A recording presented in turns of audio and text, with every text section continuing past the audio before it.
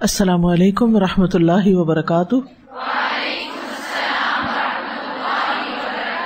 کیا حال ہے آپ کا؟ الحمدللہ۔ آپ کا روزہ اچھا گزرا؟ سردی کی وجہ سے بھوک تو نہیں لگ رہی؟ الحمدللہ۔ تو کل ہم نماز کے بارے میں بات کر رہے تھے اور فرائض کی ادائیگی کے بارے میں کہ انسان جب اپنے فرائض ادا کرتا ہے تو اس سے اللہ سبحانہ تعالیٰ کا قرب حاصل ہوتا ہے، اور جب انسان فرائض کے علاوہ نوافل کا اہتمام بھی کرتا ہے تو اس سے انسان کو اللہ تعالیٰ کی محبت ملتی ہے، جیسا کہ قرآن مجید میں بھی آتا ہے قُلْ إِن كُنتُمْ تُحِبُّونَ اللَّهَ فَاتَّبِعُونِي يُحْبِبْكُمُ اللَّهُ وَيَغْفِرْ لَكُمْ ذُنُوبَكُمْ۔ کہہ دیجئے اگر تم اللہ سے محبت کرتے ہو تو پھر اس محبت کا ثبوت کیسے دو گے؟ عمل سے۔ عمل اس کی گواہی دے گا کہ واقعی تم اللہ سے محبت کرتے ہو یا نہیں۔ یہاں ایک اور کانسیپٹ بھی واضح کرتی جاؤں کہ اسلام میں یعنی قرآن و سنت میں جتنی بھی آیات یا احادیث آئی ہیں ان سب میں اللہ سبحانہ تعالیٰ سے محبت کی بات کی گئی ہے، عشق کی نہیں۔ عشق جو ہے یہ عام طور پر انسانوں سے کرتے ہیں، ٹھیک ہے؟ تو اللہ اور اس کے رسول صلی اللہ علیہ وسلم سے محبت کی جاتی ہے۔ ان دونوں میں تھوڑا سا فرق بھی ہے اگر ان کی ڈیپتھ میں آپ جائیں۔ محبت جو ہے ایک مثبت چیز ہے، ہوش و حواس میں رہ کے کی جاتی، جبکہ عشق کے بارے میں آتا ہے نا کہ اس میں جو عقل ہے انسان کی وہ برقرار نہیں رہتی، یعنی ضروری نہیں کہ نہ ہو لیکن محبت ایک سوچی سمجھی چیز ہوتی ہے۔ تو اسی لیے آپ دیکھیں کہ یہاں پر یہ بتایا گیا کہ یہ محبت کوئی صرف جذباتی محبت نہیں ہوگی۔ تو معنی کیا بنتا ہے کہ اگر تمہیں اللہ سے محبت ہے تو پھر کیا کرو؟ تو پھر تم رسول اللہ صلی اللہ علیہ وسلم کی پیروی کرو۔ جب انسان کو کسی سے محبت ہوتی ہے تو کچھ کرتا ہے نا، یا کچھ کرنے کو دل چاہتا ہے۔ تو جب لوگ سنت کی پیروی نہیں کرتے تو پھر وہ اللہ کی محبت میں کیا کرتے ہیں؟ ڈانس کرتے ہیں، قوالیاں گاتے ہیں اور اسی طرح کے کام کرتے ہیں، جس میں وہ پرواہ نہیں کرتے کہ اللہ تعالیٰ کا حکم کیا ہے، اللہ تعالیٰ کو کیا پسند ہے۔ وہ صرف جذبات کی شدت کا اظہار کرتے ہیں، جبکہ قرآن مجید ہمیں کیا بتاتا ہے؟ قُلْ إِن كُنتُمْ تُحِبُّونَ اللَّهَ فَاتَّبِعُونِی، کہ محمد صلی اللہ علیہ وسلم کا اتباع کرو، کیونکہ آپ کی لائف سب سے زیادہ بیلنسڈ لائف تھی، توازن والی زندگی تھی۔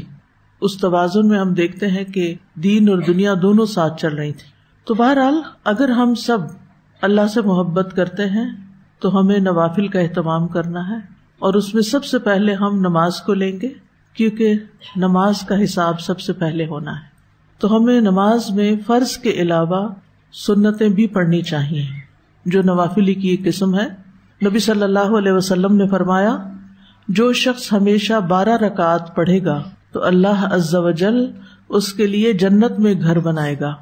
ظہر سے قبل 4، ظہر کے بعد 2، مغرب کے بعد 2، عشاء کے بعد 2 اور فجر سے پہلے 2 رکعات، ٹھیک ہے؟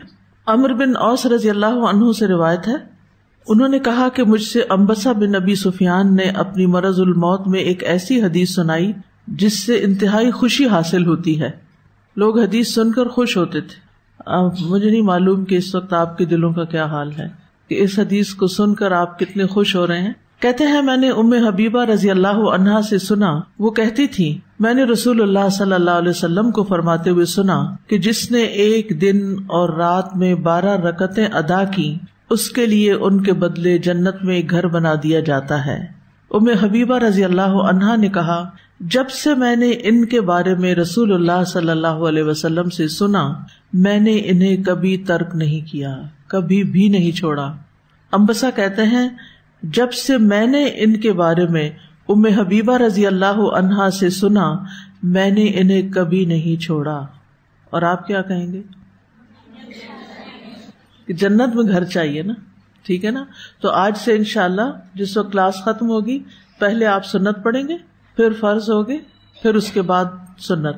اگر کسی کی گاڑی نکل رہی ہو تو وہ پھر گھر جا کے بھی ادا کر سکتا ہے بعد کی 2 سنتیں، لیکن 4 پہلے ہی ہوتی ہیں، ہر وقت 4 بعد میں نہیں پڑھی جاتی۔ کبھی مجبوری میں تو ایسے ہو جاتا ہے کہ انسان بہت جلدی میں ہے، نماز کھڑی ہو گئی ہے اور وہ جماعت میں شریک ہونا چاہتا ہے تو جماعت میں شریک ہو جائے اور بعد میں ساری سنتیں پڑھ لے، لیکن اس کو روٹین اور معمول اور اصول نہیں بنا لینا چاہیے، کیونکہ اس سے شیطان انسان کے اندر سستی ڈال دیتا ہے۔ اچھا فرض تو اب ہو گئے نا، اب یہ کام کر لو وہ کر لو، 10 منٹ کھڑے ہو کے اس سے باتیں کر لو، 10 اس سے. ہم باتوں میں کتنا وقت لگا دیتے ہیں لیکن اپنی آخرت کے بارے میں فکر نہیں کرتے. ٹھیک ہے، تو انشاءاللہ اللہ سبحانہ تعالیٰ سے دعا بھی ہے کہ وہ رمضان کے اس مبارک مہینے میں ہمارے عمل میں بہترین تبدیلی فرمائے اور ہمیں بہترین عبادات کی توفیق دے.